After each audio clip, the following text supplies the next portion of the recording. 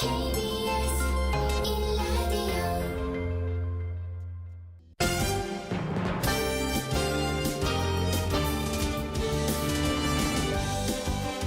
KBS 1라디오 신성원의 오늘 세계는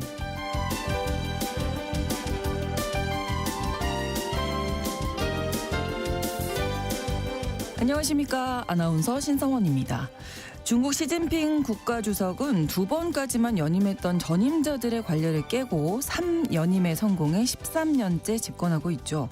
그런데 최근 일부 언론에서 시진핑 실각설에 건강 이상설까지 흘러나왔습니다.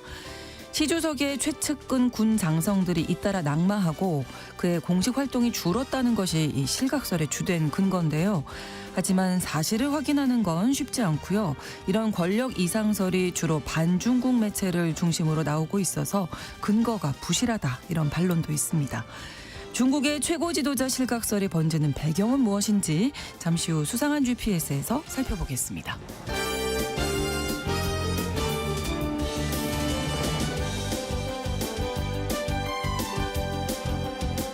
오늘 주목할 국제사회 뉴스는 헤드라인 뉴스와 키워드로 정리해드립니다. 통신원 취재 수첩 아르헨티나 소식 준비하고 있습니다. 우리나라와 지구 정반대편에 위치한 아르헨티나에는 이상 한파가 덮쳤다고 합니다. 가을인데도요, 기온이 영하로 떨어지고 갑자기 찾아온 추위 때문에 사망사고까지 발생했다고 하네요. 자세한 소식은 통신원 연결해서 알아봅니다. 7월 4일 금요일 KBS 1라디오 신성원의 오늘 세계는 시작합니다.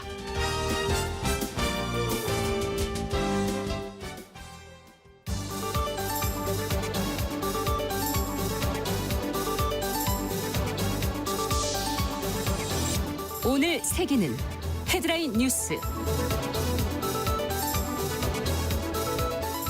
트럼프 미국 대통령이 이르면 4일 각국의 상호 관세율을 적시한 서한을 보낼 거라고 밝혔습니다.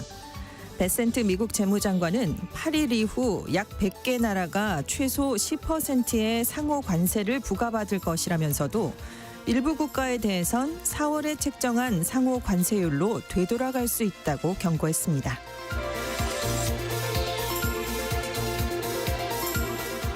트럼프 미국 대통령과 푸틴 러시아 대통령이 전화통화로 우크라이나 상황을 논의했지만 진전을 보진 못했습니다. 트럼프 대통령이 우크라이나 전쟁의 즉각적인 휴전 문제를 다시 제기했지만 푸틴 대통령은 분쟁의 근본 원인을 제거한다는 군사작전의 목표를 포기하지 않겠다는 뜻을 밝혔는데요. 트럼프 대통령은 아무 진전을 이루지 못해 불만족스럽다고 밝혔습니다. 또 우크라이나에 대한 무기 선적을 중단한 이유에 대해선 바이든 전 미국 대통령이 그들에게 무기를 주느라 나라 전체를 털었다면서 우리 스스로를 위해 무기가 충분한지 확인해야 한다고 설명했습니다.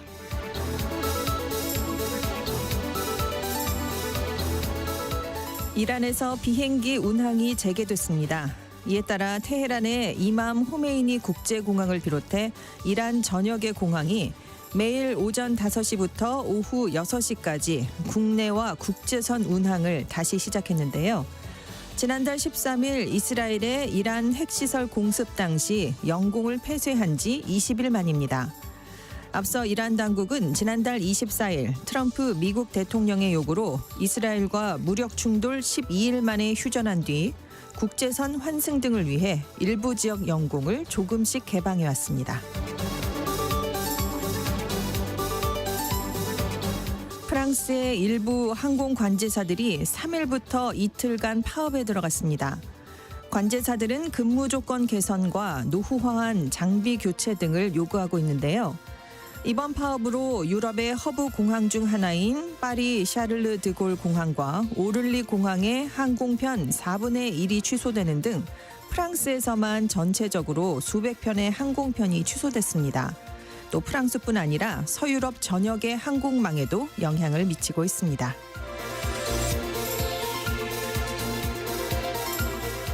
그리스의 유명 관광지인 크레타 섬에서 발생한 산불이 확산하면서 주민과 관광객 약 5천 명이 대피했습니다. 2일 크레타 섬 동남부 이에라 페트라의 산림지대에서 발생한 산불이 강풍을 타고 빠르게 확산되고 있는데요. 보건당국은 만일에 대비해 크레타섬 전역의 병원에 비상 대기령을 내렸습니다.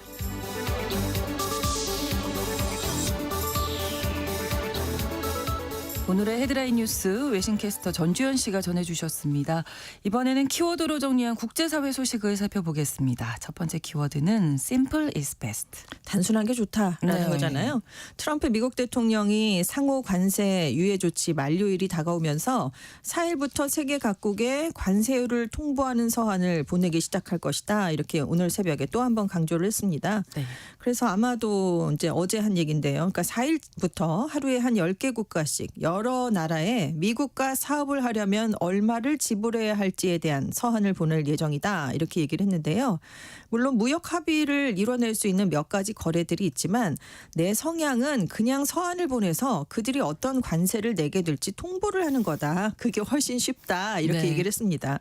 그래서 지금 무역 합의를 해야 되는 나라만 170개 국가가 넘는데 다들 협상을 해보니까 소고기는 이렇게 하자, 에탄올은 저렇게 하자, 구체적인 요구들을 하고 있다. 근데 너무 복잡하지 않느냐?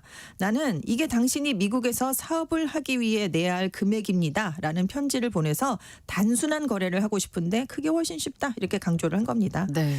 자, 이와 관련해서 베산트 재무장관은 약 100개 국가에는 10%의 기본 관세를 부과한 뒤에 협상을 계속해 나가겠다 이렇게 얘기를 했는데요.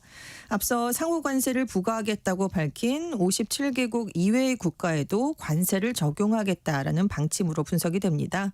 또 상당수 무역 상대 국가에는 10%의 기본 관세만을 적용하고 있는 현행 유예 조치를 사실상 연장하는 조치를 내리겠다 이런 의미로도 해석이 되는데요. 네. 다만 베센트 장관은 관세 유예 기한 안에 합의 노력이 없는 나라에는 4월 2일에 부과했던 최초 상호 관세를 매기겠다 이렇게 얘기를 했습니다. 그리고 그 합의 노력이 성실한지를 평가하는 건 대통령이다 이렇게 얘기를 네. 했기 때문에 모든 건 트럼프 대통령의 손에 달려있는 상황입니다. 그렇습니다. 다음 키워드 이보다 더 좋을 순 없다. 트럼프 대통령 기분이 지금 이럴 것 예, 같은데요. 마음에 쏙 드는 상황이 생겼죠. 그렇습니다. 하나의 크고 아름다운 법안이 3일자로 하원에서도 찬성 218표, 반대 214표, 4표 차로 통과가 됐습니다. 네. 사실상 이제 서명만 남게 됐어요. 그래서 트럼프 대통령은 미국의 독립기념일인 4일에 서명을 한다고 합니다. 원하는 대로. 그렇습니다. 예. 이루어졌습니다. 예.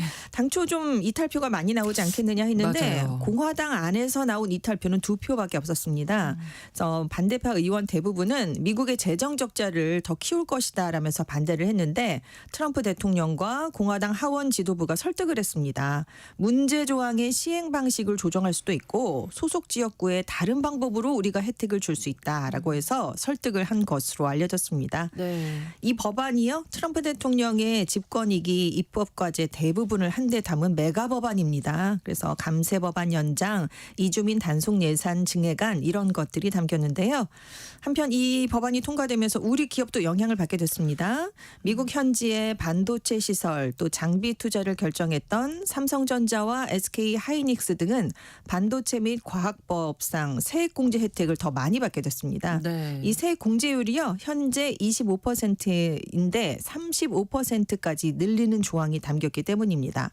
다만 타격을 입는 곳도 있습니다. 인플레이션 감축법에 근거한 전기차 세액 공제가 올해 9월 말로 폐지가 됩니다. 그렇죠. 그러니까 현대 자동차 등은 타격을 입지 않겠느냐 이런 우려가 나오고 있는데요. 자, 아까 이보다 더 좋을 수는 없다. 왜 이렇게 키워드를 달았냐면 이 법안이 통과됐기뿐만은 아닙니다. 지금 대법원 판결, 외교 정책, 국경 불법 이민 감소 이런 것들이 잇따라 트럼프 대통령의 뜻대로 이어지고 있거든요. 그렇죠. 그래서 7월 4일 독립기념일 연휴를 앞두고 일종의 승리 행진을 트럼프 대통령이 이어가고 있다라고 더힐이 보도를 했습니다. 네, 네. 특히 외교적 성과 많죠. 이란의 핵시설 공습했는데 지금 휴전을 하고 있는데 이게 계속 유지되고 있고 그렇죠. 나토는 방위비도 올려줬고 맞아요. 아, 그러네요. 네, 이스라엘이 어. 가자 지구에서 60일 정전에 합의했으니까 하마스도 합의해라라고 압박을 했는데 하마스가 지금 긍정적인 입장인 것으로 알려졌습니다. 또 캐나다가 미국의 IT 기업을 겨냥해서 디지털세를 부과했는데 이걸 철회하겠다라는 하겠다는 계획을 또 내놨거든요. 그리고 이제 보수 우위 구도의 대법원이 출생 시민권 부여를 제한하는 트럼프의 행정 명령을 차단하던 전국적 금지 명령을 또 중단시켰습니다. 네. 연속해서 지금 그 성과가 나오고 있는 건데 그러네. 휴스턴 백악관 부대변인이요. 트럼프 대통령 덕분에 미국의 황금 시대가 시작됐다 이렇게 자평을 하기까지 했고 공화당 전략가 포드 오코넬은 트럼프 대통령이 1, 2기 전체를 통틀어서 지금 가장 좋은 시점을 보내고 있다 이런 평가를 내놨습니다. 트럼프 대통령으로서는 정말 이보다 네. 더 좋을 수는 없는 그렇습니다. 그런 시간을 네. 보내고 있겠네요. 다음 키워드가 들어오는 것보다 나가는 게 더 많다. 아유, 월급 받으면 이런 얘기 하시는데 네. 그 얘기는 아니고요. 오늘은 미국 이민자 얘기입니다. 아. 트럼프 행정부가 이민 억제 정책을 펴면서 그렇죠. 올해 미국에 들어오는 이민자보다 떠나가는 이민자가 더 많을 거다라는 전망이 나왔습니다. 미국의 기업연구소와 브리킹스 연구소가 이제 이런 보고서를 내놨는데요. 네. 올해 미국을 떠나거나 들어오는 이민자 수를 추정해 봤더니 순 이민 규모는 마이너스 52만 5천 명에서 플러스 11만 5천 명 사이가 될 것으로 예측이 됐습니다. 미국을 떠나는 이민자가 들어오는 이민자보다 많아지는 기록은 데이터가 확인되는 1960년 이후 65년 만에 처음인데요.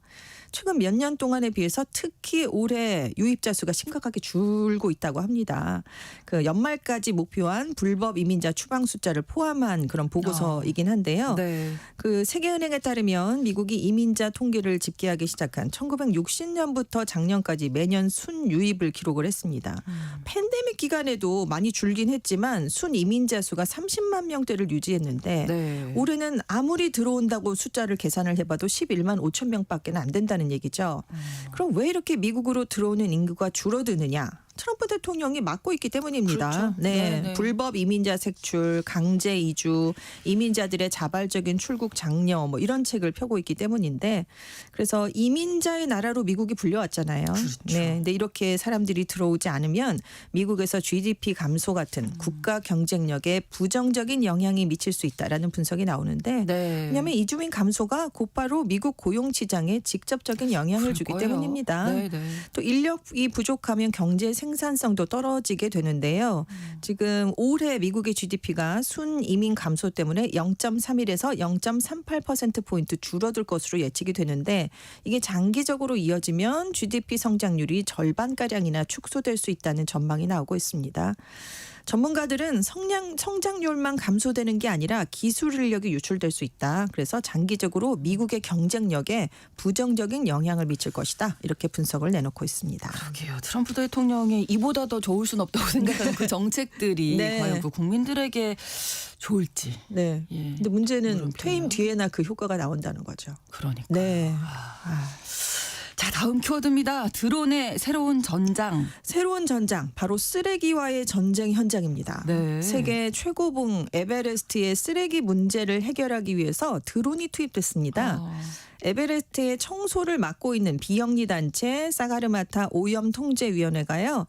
4월부터 네팔의 드론 스타트업 에어리프트 테크놀로지와 손잡고 드론 2대를 운영을 하고 있습니다. 이게 중국의 유명한 드론 업체죠. 선전 다장 이노베이션 DJI의 제품이라고 합니다. 네. 해발 5,364m에 위치한 에베레스트 남사면 베이스 캠프에서 해발 6,065m에 위치한 캠프 1까지 편도 약 6분 만에 비행을 한다고 하는데요. 와. 이 드론에 사다리나 로프 같은 장비를 연결합니다. 그래서 캠프 1에 보내면 셰르파들이 쓰레기가 가득 들어있는 자루를 연결을 하는 거예요. 그래서 베이스 캠프로 다시 내려보내는 그런 방식의 수거인데요. 네. 드론의 한 대 가격은 7만 달러, 우리 돈으로 9,519만 원 정도랍니다. 비싸군요. 그래서 네. 2대가 운영이 되는 건데요. 영하 20도에 달하는 낮은 온도, 시속 40km 이상의 강풍에서도 작동될 수 있다고 합니다. 네. 그래서 지난 한 달간 얼마나 수거했나 봤더니요. 드론 2대로 280kg 이상의 쓰레기를 가져왔다고 합니다. 그래서 워낙은 셰르파들이 갖고 내려왔거든요. 그렇죠. 네. 근데 이 셰르파들이 치우던 쓰레기의 70% 정도를 드론이 갖고 내려왔다고 하는데요. 셰르파들은 앞으로 더 큰 짐을 나를 수 있는 드론이 많아졌으면 좋겠다. 더 비싸질걸요. 네. 그래서 지금 네. 얼마나 치워왔나 보면 2019년 이후에 네팔군과 셰르파들이요. 이 에베레스트에서 100톤 이상의 쓰레기를 치워왔다. 들어갔다고 합니다. 쓰레기가 이만큼 많다는 네, 거네요. 엄청 그러면? 많죠. 네. 그래서 앞으로 에베레스트를 포함해서 8,000m급 고봉에서 더 많은 드론을 한번 시범 운용을 해본다고 하는데요. 네. 그동안 이렇게 지적하신 것처럼 폐기물이 너무 문제가 좀 되었어요. 특히 매년 4월 말부터 5월 말까지가 봄 등반 시즌 피크 시즌이었습니다.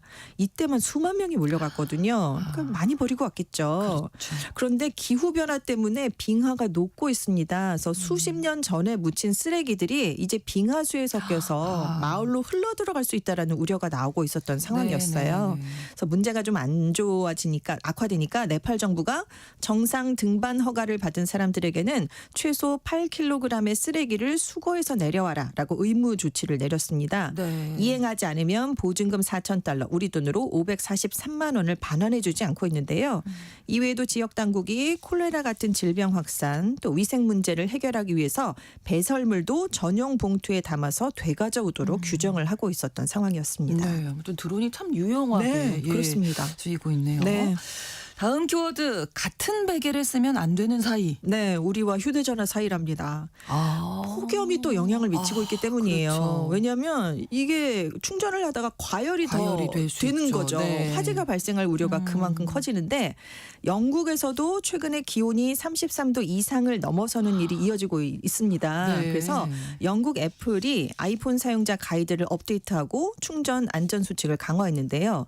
장시간 작동 중이거나 전원에 연결된 기기에는 피부가 직접 닿지 않게 주의를 해야 된다. 특히 충전 중인 기기를 베개나 이불 아래에 두거나 그 위에서 잠을 자는 행위는 절대 금물이다라고 오. 강조를 했습니다. 네. 그래서 충전을 할 때는 반드시 환기가 잘 되는 곳에 기기를 둬야 되고 네. 이게 지켜지지 않으면 심하면 화재, 감전, 부상, 재산 피해를 입을 수 있다 이렇게 경고를 한 건데요. 영국의 화재 안전업체도 휴대전화 충전 과정에서 열이 자연스럽게 발생을 하는데 이게 베개나 담요로 차단이 되면 과열이 되니까 화재가 일어날 수 있다. 특히 가연성 재질로 만들어져 있는 침대 옆에 있는 탁자 위에서 충전하는 것도 피해라 이렇게 조언을 했습니다. 그렇군요. 그래서 전문가들은 안전하게 충전하는 제일 중요한 원칙 정품 충전기를 사용해라 들었습니다. 이거 조금 비싸니까 예, 다른 제품 사용 많이들 하실 이제 텐데요. 이러다가 이제 화재가 많이 발생할 수 있고 그리고 직사광선이 드는 곳 밀폐된 차량 안에도 두면 안 된다. 그리고 예. 충전하면서 사실 게임이나 영상 시청하는 분들 많으시거든요. 네네. 보다가 끊겼으니까 그렇죠. 이어서 봐야 되잖아요. 근데 이렇게 동시에 사용을 돼요? 하면 기기 온도가 급격하게 올라갈 수 있거든요. 그러니까 잠깐 보는 거 괜찮은데 장시간 사용은 피해야 되고 예. 밤새 그냥 충전해놓고 주무시는 분들도 계시는데 밤에는 충전하는 시간 아니니까요. 그러니까요. 이게 배터리 수명에 좋지 않기 때문에 가능하면 깨어있는 시간에 충전을 하고 충전이 끝난 충전기 이게 정품 충전기에는 이제 차단하는 기능이 좀 있긴 하지만 네. 그래도 화재가 발생할 위험이 있으니까 이렇게 충전이 되면 바로바로 빼는 게 좋다 이렇게 네. 얘기를 했습니다. 휴대폰 네. 충전 네. 예, 이것도 우리가 잘 생각을 해야 해야 됩니다. 전혀 네. 생각하지 못한 네. 부분이 많네요. 다음 키워드입니다. 현대공학의 기적. 기적이냐? 약간 이런 지적인데요. 예. 인도에서 새로 건설된 고가도로의 일부 구간이요. 네. 무려 90도에 달하는 급커브 형태로 만들어졌습니다. 그래서 비판을 받고 있는 이거는 건데요. 사고 위험이. 네, 예. 이게 지나갈 수 있겠느냐 약간 싶은 그러니까요. 그런 모양인데요. 네. 인도 마리아 프라데시주 보팔시에 최근 길이 648m, 폭 8.5m의 고가도로가 건설됐습니다.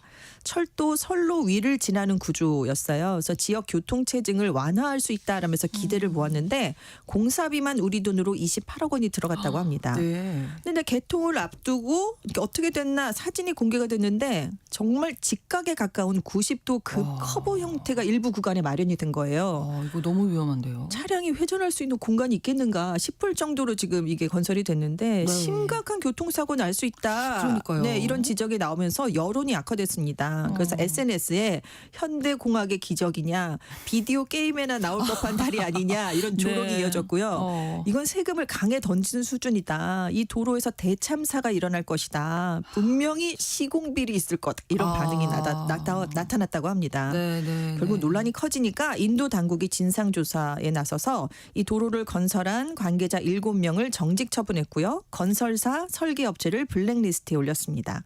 그래서 관계자들이 해명을 내놓긴 했습니다. 부지가 부족했다. 근처에 지하철역이 있어서 이런 방식으로밖에는 도로를 건설할 수 없었다라고 해명을 했는데요.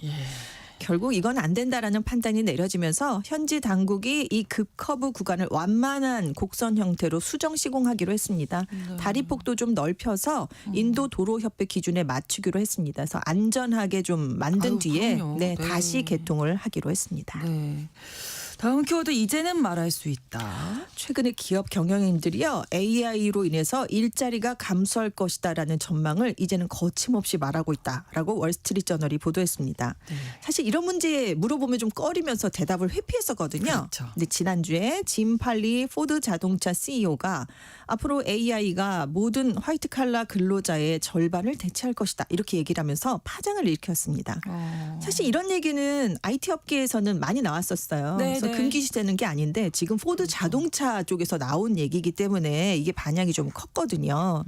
근데 이 CEO 외에도 아모데이 엔스로픽 CEO도 모든 초급 일자리의 절반이 1년에서 5년 안에 사라질 수 있고 이로 인해 미국의 실업률은 10에서 20%대로 올라갈 수 있다라는 전망을 내놨습니다. 네. 그래서 월스트리트저널이 지금까지는 기업들이 공개적으로는 AI로 인해 고용과 비용이 어떻게 변할 것인지 말하길 꺼리다가 회사 안으로 들어가면 AI로 인력을 적게 쓸 수 있는 방안을 고민해왔다라는 거죠. 계획이 있었던 거군요. 자동화 방식 AI와 로봇을 포함한 기술이 출시돼서 최대한 효율적으로 만드는 방법을 계속 고민을 해왔다는 건데 하지만 일부 기술 경영진은 두려움이 과장됐다라는 주장을 내놓고도 있습니다. 네. 오픈 AI 측은요. 불가피하게 일자리를 이동할 수는 있겠지만 새로운 일자리가 또 창출될 수 있다라고 얘기를 하고 있는데 네. 하지만 많은 전문가들은 AI에 의해서 변하지 않는 건 거의 없다는 현실을 이제는 받아들여야 된다라는 입장입니다.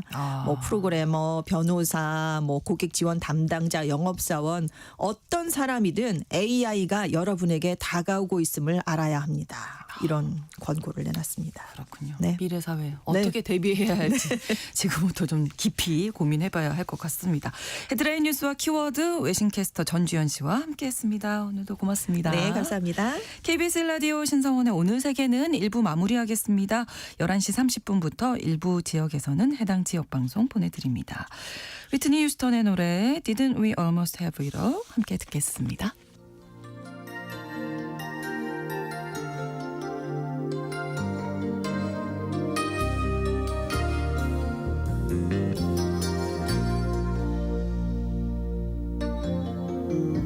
Remember when we held on in the rain, the nights we almost lost it.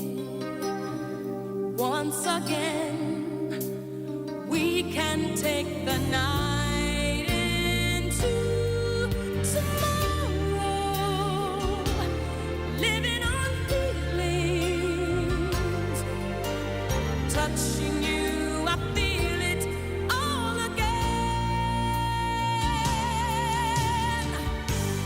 Didn't we almost have it all? When love was all we had worth giving, the ride with you was worth the fall, my friend. Loving you makes life worth living. Didn't we almost have it all? The nights we held on till the morning.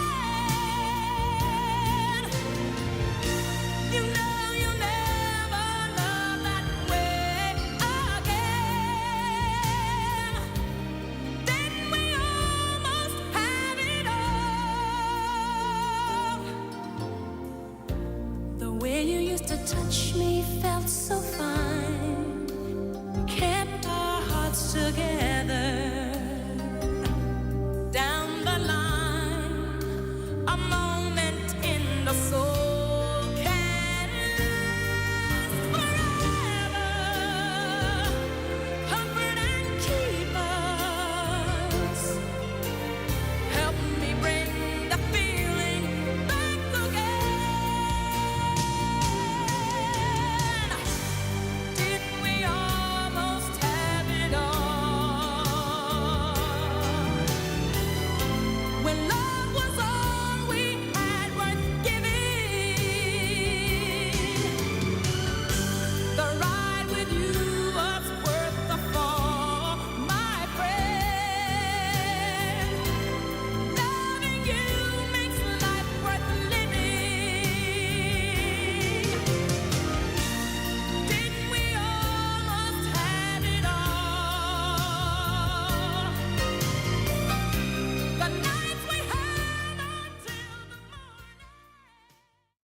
지금 시각은 11시 30분입니다. KBS Ladies and gentlemen. 국제사회의 다양한 뉴스를 한눈에 KBS 1라디오 신성원의 오늘 세계는 세계를 바로 보는 최소한의 투자입니다.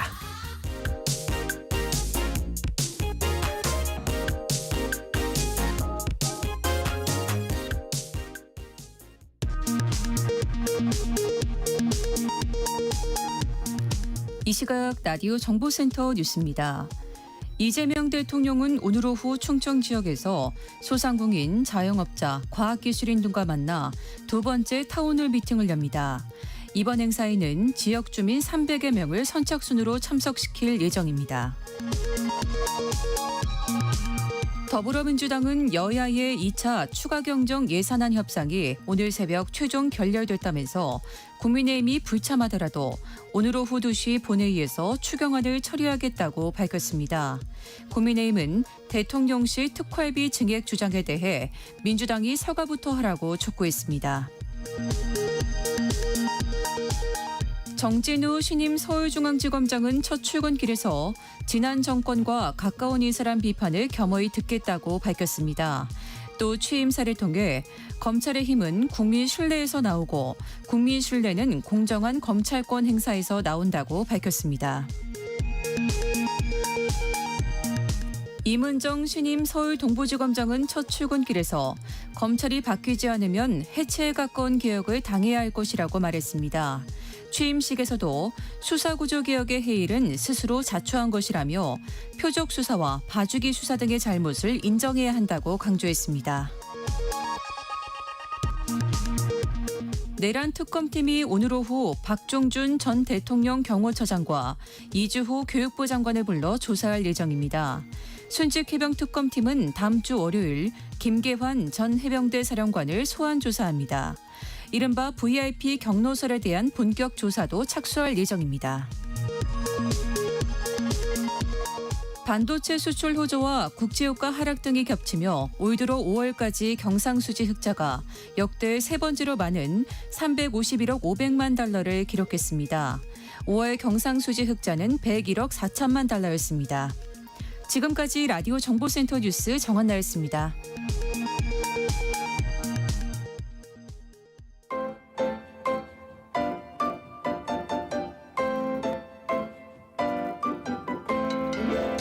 통신원 취재 수첩.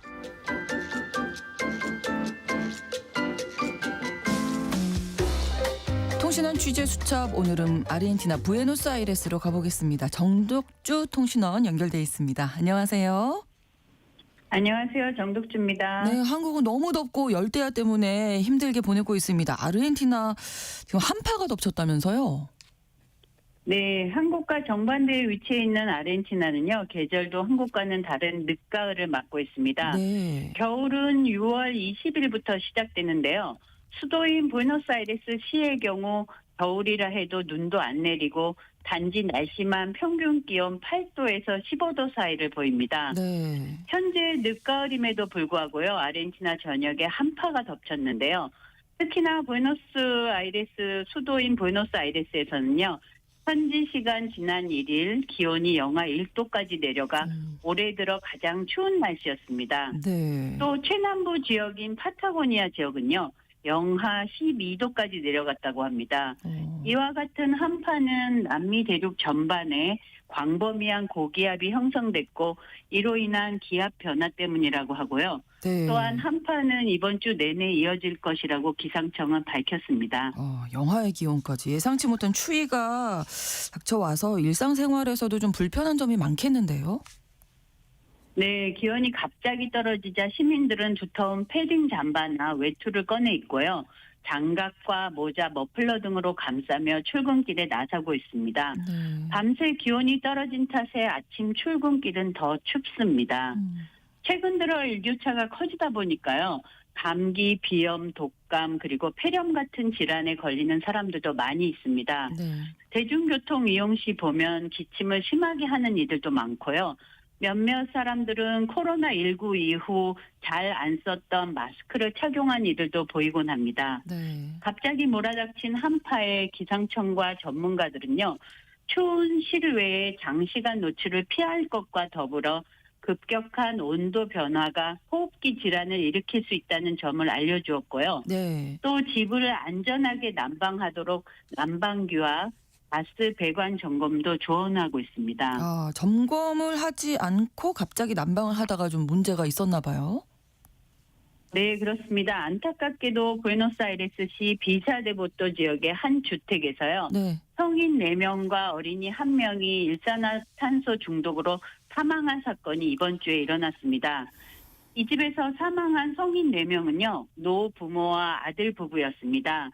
이태리 제노바에서 살고 있는 아들 부부가 오랜만에 아르헨티나에 살고 있는 70대 후반의 부모를 찾아왔다가 사고가 난 것입니다. 아, 네. 이들은 갑작스러운 추위에 환기를 신경 쓰지 않고요.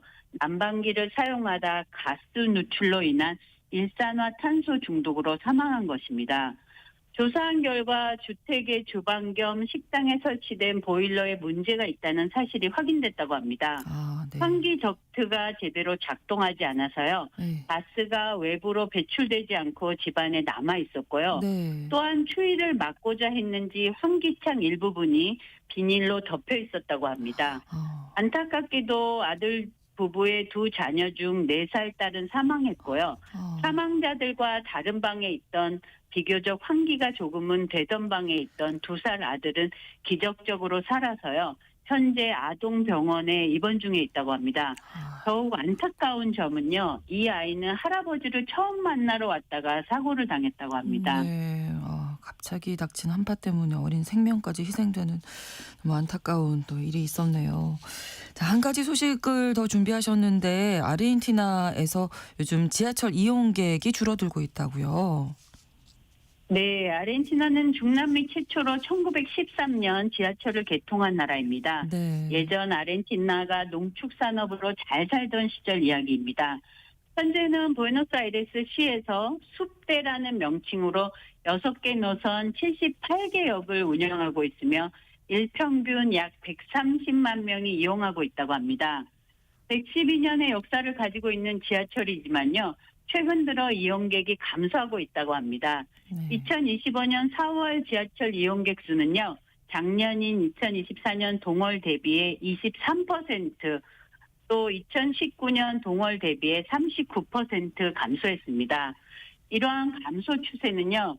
지하철 요금은 상승했고 버스 등 다른 교통수단의 회복 때문입니다. 네. 지하철은 2023년 80페소, 하나로는 약 100원이었던 요금이 네. 최근에는 1,461페소로 18배가 올랐습니다. 많이 올랐네요. 네.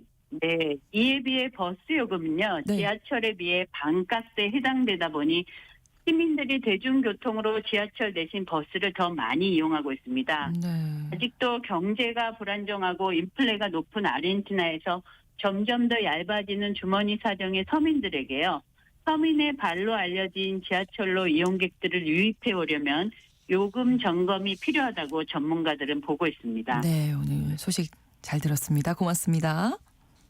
감사합니다. 네, 지금까지 아르헨티나 부에노스아이레스에서 정덕주 통신원이었습니다.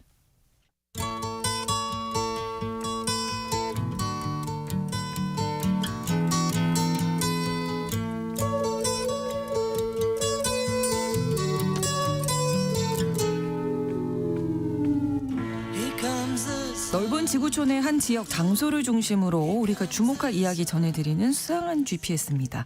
오늘 구정은 국제전문기자와 함께하겠습니다. 어서 오세요. 안녕하세요. 자, 오늘은 중국 소식 준비하셨는데 중국 공산당 당원 수가 1억 명을 돌파했다고요. 예, 그 7월 1일이 중국 공산당 창당 기념일, 올해가 이제 104주년이라고 해요. 그렇군요. 네. 그래서 원래 이 창당 기념일 직전에 작년 한 해 동안 몇 명 늘었나 이렇게 공개를 하는데 네. 이번에 공개된 숫자를 보니까 1억 27만 명. 와, 어마어마하죠. 웬만한 나라 한 두 그러네요. 개쯤 세울 수 있는. 네. 예, 물론 뭐 다당제 민주국가에 우리가 아는 정당들하고는 뭐 다르죠. 그렇죠. 당원이 되면은 월급 중에서 최대한 2%까지를 당비로 낸대요. 그리고 이게 그 당의 기본 조직인 세포 활동 이런 것도 해야 되고 뭐 그래도 공산당 이렇게 늘어나는 거는 결국 중국 체제에서는 유리한 게 있으니까 또 네. 신규로 가입을 하는 거겠죠. 예, 와 점점 많아지고 있는 추세인가요? 어떻습니까? 그러니까 1년 새 109만 명이 늘었는데 네. 그럼 한 1.1%가 증가한 거라고 해요. 근데 네. 뭐 이게 조금씩 이 증가율 자체는 보니까 조금씩 낮아지고는 있어요. 네. 근데 이제 중국 언론들은 이게 공산당이 당원 가입 심사를 엄격하게 해서 그렇다라고 하는데 사실 인구 통계로 봐도 이렇게 마냥 늘어날 수는 없죠. 인구가 사실 인구 자체가 줄고 있으니까. 예, 2022년부터는 마이너스 성장이에요. 네. 그래서 점점 줄고 있고 이제 그래서인지 음. 중국의 공식적인 담론은 청년층이 공산당을 지지하고 있다. 이걸 좀 강조를 하고 있더라고요. 그래서 예를 들면 신화통신의 헤드라인에 보니까 네. 젊은 공산당원들이 국가의 미래를 이끌 선구자로 나서고 있다. 뭐 이렇게 해서 그다음에 사례들을 소개를 했어요. 거기 나오면 어떤 청년은 뭐 네. 광저우에서 태어나서 이제 대도시 출신이지만 농촌 현장 조사한 다음에 깊이 감명을 받아서 공산당 잡지의 기사를 읽으면서 뭐 농촌 발전에 대해서 배우고 있다. 이런 것도 나오고 네. 그러니까 작년에 새로 가입한 당원의 한 84%가 35세 미만 젊은 층입니다. 전체 당원 중에서는 이제 뭐 178만 명이 청년이다. 뭐 신화통신 기사에 따르면 그렇게 되어 있네요. 네. 그러니까 우리가 그 나라 사람이 아니어서 이제 밖에서 바라보는 입장에서도 정말 청년들이 아니면 중국의 어떤 민심이 이렇게 진짜 공산당 체제를 지지를 할까 뭐 이런 생각도 좀. 뭐 지지를 하는 사람들이 물론 많기는 하겠죠. 네네. 그러니까 하버드 대학교 애쉬센터라는 곳에서 이 장기 조사를 해요. 계속해서 뭐 한 20년 이렇게. 2020년 기준으로 봤을 때 중앙정부에 만족한다. 중국인 여론조사에서 그 비율이 93%가 나왔습니다. 절대적이네요. 이건 좀 너무 많죠. 네. 네. 근데 그 중국 사회과학원에서 2022년 조사했을 때 이때 뭐 10,000명 이상 조사를 했는데 네. 중국 민주주의에 대한 지지율이 처음에 저 숫자 보고 놀랐는데 99몇 %가 나왔어요. 그랬다가 요거를 약간 보정하고 나니까 97.5%. 그래도 이게 흔히 말하는 공산당 지지율이라고 하는 그런 건데. 와. 그리고 뭐 관영 글로벌 타임스의 여론센터에서 또 몇 년 전에 설문조사한 걸 보니까 네. 그 응답자 65%가 우리는 미국식 민주주의나 자유인권 개념에 찬성하지 않는다. 그리고 또 2011년에 뭐 민주주의 인식지수 보고서라는 게 있어요. 네. 이게 이제 여러 나라를 대상으로 조사한 건데 중국 같은 경우에 70% 이상이 미국이 우리의 민주주의를 위협하고 있다. 그다음에 중국 국민의 또 그 비슷한 숫자가 우리식 민주주의가 적절하다. 이렇게 답을 했더라고요. 그렇군요. 청년층의 생각은 어떤가요? 제가 중국에서 오랫동안 근무해온 20년씩 근무해온 한국 분들하고 얼마 전에 만났는데 네. 중국의 젊은이들 사이에서 또 민족주의 좀 우경화된 흐름이 이제 이전 세대들보다 훨씬 더 강하게 나타나고 있는 거는 사실이라고 해요. 네. 뭐 전 세계적으로, 세계적으로 그렇죠. 예, 뭐 비슷한 현상이 일어나고 있는데 네. 특히 이제 미국의 트럼피즘, 트럼프주의, 이제 그렇게 미국의 혼돈 이런 걸 보면서 거봐라 역시 중국식 체제가 안정적이고 효율적이다. 이런 시각이 조금 강해진 거는 분명해 보인다라고 하더라고요. 그렇군요. 그래서 중국의 관영 언론인 차이나 데일리에 최근에 실린 칼럼을 보니까 네. 서구식 다당제 민주주의는 일종의 연극이다, 쇼다. 그러니까 예. 그리고 서구식 정당들은 결국은 글로벌 자본의 이익을 위해서 일하는 거 아니냐. 그런데 중국 공산당은 그동안 엄청난 물질적으로도 성공했고 그다음에 국가도 효율적으로 운영해왔다. 그러면서 또 뭐 거기다가 공산주의라기보다는 중국 특유의 그 문명, 중국 문명의 위대함이라든가 그 네. 인재 선발 과정 이런 거를 굉장히 강조를 했더라고요. 네. 97.5% 이렇게 나온 것들을 우리가 그냥 그대로 믿기 어렵죠. 받아들이기는 조금. 예, 그건 일반적인 네. 다원화된 사회에서라면 사실 나올 수 없는 수치예요. 그럼요. 예. 네. 근데 그리고 왜냐면 그 보수화라든가 민족주의를 강조하는 흐름 자체도 정부가 유도하는 부추기는 측면이 있다. 이런 비판을 많이 받고 있고 네. 특히 이제 시진핑 주석 3기 들어오면서 여론 통제, 그다음에 그거에 대한 두려움 같은 게 사회 전반에 깔려 있다. 이건 중국에서 일하시는 분들이 모두 입을 모으시더라고요.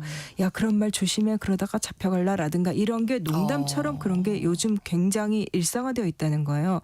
그게 몇 년 전만 해도 안 그랬는데 지금 그런 분위기고 그 영국의 그 소아스라는 대학에서 발행하는 그 잡지에 작년 초에 실린 논문을 보니까 네.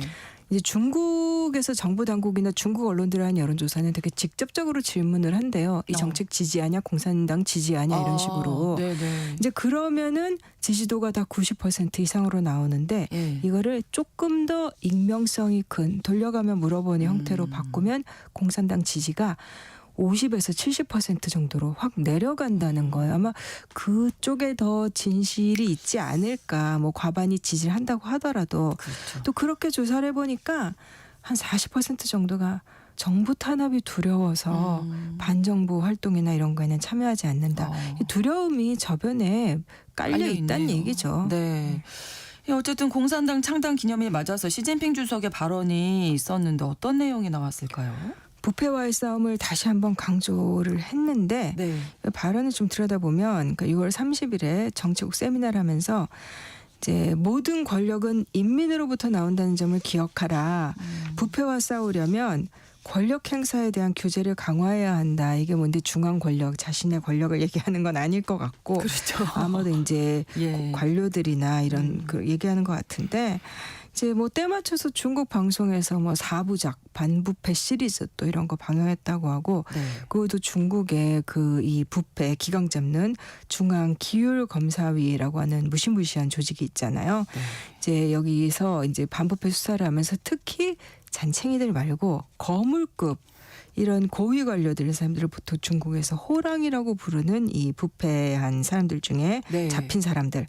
이제 올해 상반기 동안에만 34명의 호랑이를 체포했다. 이런 통계가 나오더라고요. 네. 사실은 지난 주말이니까 6월 28일 그때도 이제 호랑이급 인사 가장 최근에 잡힌 사람이 네. 그 중국 동방항공의 류샤오용 회장이 아. 지금 체포돼서 그렇군요. 조사를 받고 있다고 합니다. 네.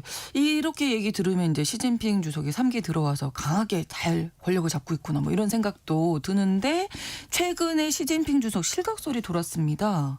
이거 아마 네. 정말 많은 분들이 관심 갖고 계실 거예요. 네. 저도 사실 굉장히 궁금한데 뭐 연금설까지 한동안 돌기도 했었고 근데 일단 그건 아닌 것 같고 네. 이제 전문가들은 시진핑 주석이 실각했다.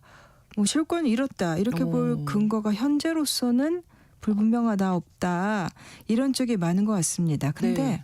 정답은 결국은 아무도 모른다고 맞을 것 같아요. 중국의 최고위 권력층 사이에서 일어나는 뭐 그런 거를 뭐 누가 안다고 말하면 그거는 이제 허풍이겠죠. 그렇죠. 네. 근데 그래도 이런 얘기가 나왔을 때는 이유가 있을 것 같거든요. 그러니까 이게 사실인지 아닌지 확인은 되지 않지만 왜 그런 설까지 돌았나를 그렇죠. 분석해 볼 수는 있을 것 같아요. 네네. 일단 뭐 국내 언론이라든가 미국 언론이라든가 이제 외국의 기관들 이런 데서 이제 그런 얘기들이 좀 흘러나왔는데 네. 요약하면은 시진핑 주석이 직책은 유지를 하고 있지만 뭐 당연한 거 우리가 알고 있죠. 네네. 권력은 많이 쇠퇴했다라는 걸 요약할 수 있을 것 같아요. 네. 근데 이 얘기가 나오게 된 결정적인 어떤 계기가 있었다면 5월부터 6월 사이에 2주 동안 14일 동안 시 주석이 대외적으로 모습을 전혀 드러내지 않았습니다. 그러면서 이제 뭐 실각했냐 연금설까지 나왔던 건데 또 그 기간에 뭐 이례적으로 인민일보나 신화통신 같은 중국 언론들에서도 시 주석의 동향에 대한 보도가 사라졌다는 거예요.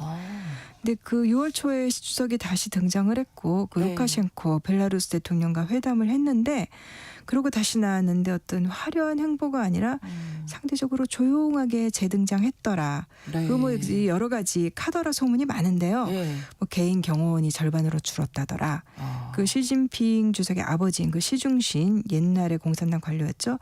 화려한 묘소가 격화됐다더라.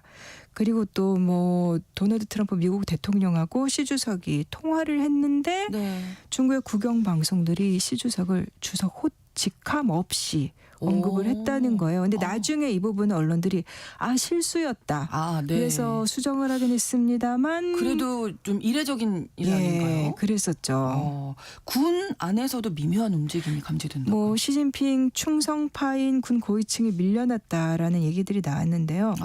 이제 공산당 중앙군사위원회 부주석이었던 허웨이동이라는 사람 이제 체포돼서 반부패 조사 받았다. 이게 올 4월에 그 영국의 파이낸셜 타임스가 보도했던 거였고. 네. 그다음에 해군 제독인 мя오화라는 사람은 작년 11월 말에 뭐 심각한 규율 위반 때문에 직무 정지됐다. 이렇게 이건 중국 쪽에서 공식적으로 발표가 나왔습니다. 네. 이 사람은 4월 말에 전인대 그 전국 인민대표대회 상무위원회에서 쫓겨났고 그다음에 6월 말에는 중앙군사위원회에서 축출이 됐습니다. 네. 그리고 또 린샹양 장군도 이 사람 이제 2월 말 이후에 사라졌다라고 하고 근데 이 세 사람이 전부 다 시진핑 주석의 오랜 측근이라는 거예요.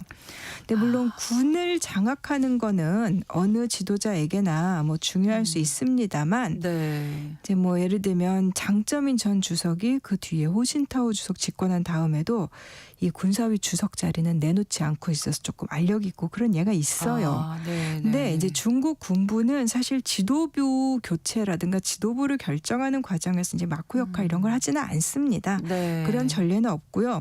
군부의 역할을 강조하는 거는 중국이 권위주의 체제다 보니까 네. 이 권위주의 국가에 대한 이제 서방의 너무 상투적인 그런 군부가 중요한 거 아니야?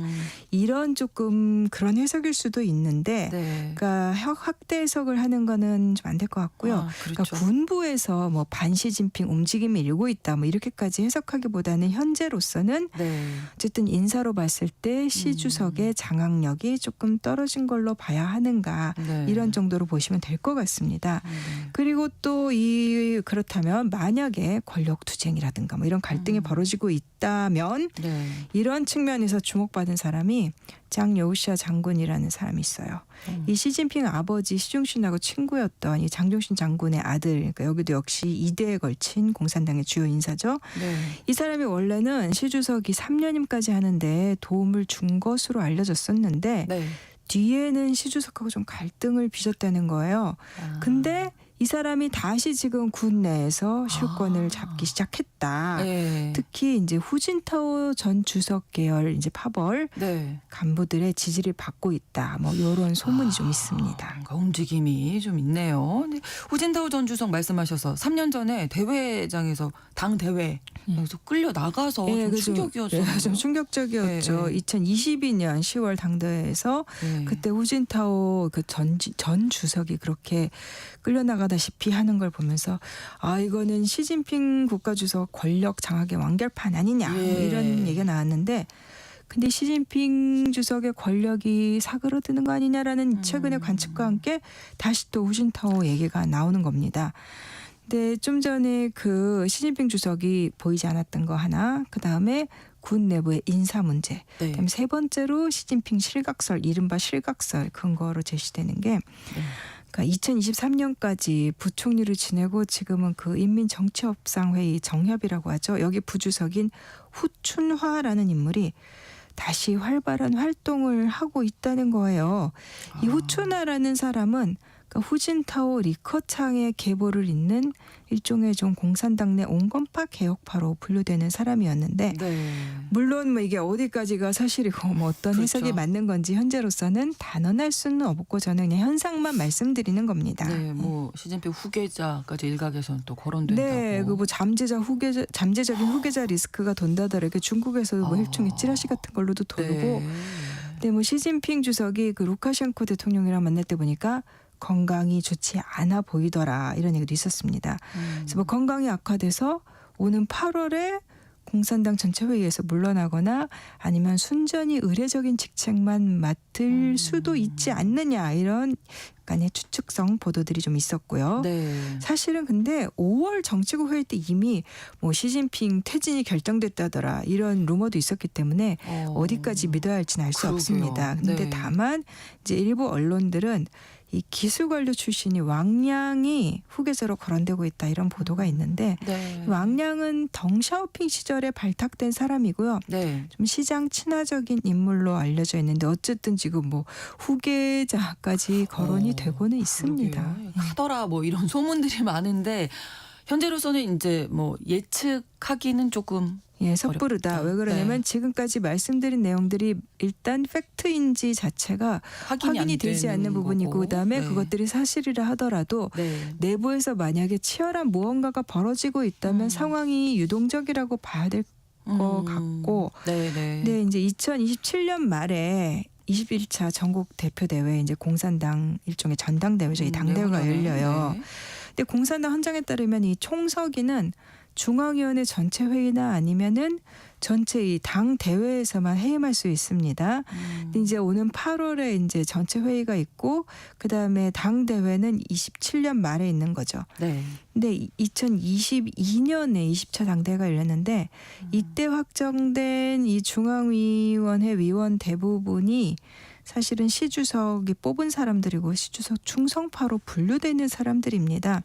이 사람들 뭐 올가을이나 아니면 뭐 내년에 또 열리는 중앙회 전체 회의나 네. 이런 거에서 당대회 이전에 시 주석을 몰아낼 가능성은 낮다라는 게 일반적인 관점일 것 같고요. 충성파니까. 네. 이제 다만 예를 들면 미국의 이 시진핑 실각설에 굉장히 근거를 많이 제공한 보수적인 싱크탱크 제임스타운 재단 이런 데가 있어요. 이런 네. 데서는 뭐 실각설은 섣부르지만 시 주석의 권력이 그때 2022년 당대회 3년 전에 완전히 정점에 이르렀었고 사실 그 후부터는 기우는 조짐이 있다 이렇게 해석할 수 있다는 얘기도 나오고 네. 그리고 또 이런 분석이 힘을 얻는 이유 중에 하나가 중국 경제가 지금 그렇게 승승장구하고 있지는 못하니까 이제 중국 기준으로 보면 이제 우경화 즉 시장 친화 노선으로 가야 된다는 요구가 있다는 건데 네. 이게 서방의 희망사항이 좀 반영된 걸 수도 있어요. 그런 그럴 수도 해석이. 있겠다는 그러니까 중국의 생각이, 예. 동향은 섣불리 판단하지 말고 네. 지켜봐야 할 것 같습니다. 그렇습니다. 수상한 GPS 오늘은 시진핑 실각설 그리고 중국 공산당을 둘러싼 여러 동향에 대해서 이야기 나눠봤는데요. 예, 섣부른 판단은 좀 금물이다. 이게 생각이 또 되네요. 고정은 국제전문기자와 함께했습니다. 고맙습니다. 감사합니다. KBS 라디오 신성원의 오늘 세계는 마치겠습니다. 다음 주 월요일 오전 11시 5분에 다시 뵙겠습니다. 고맙습니다.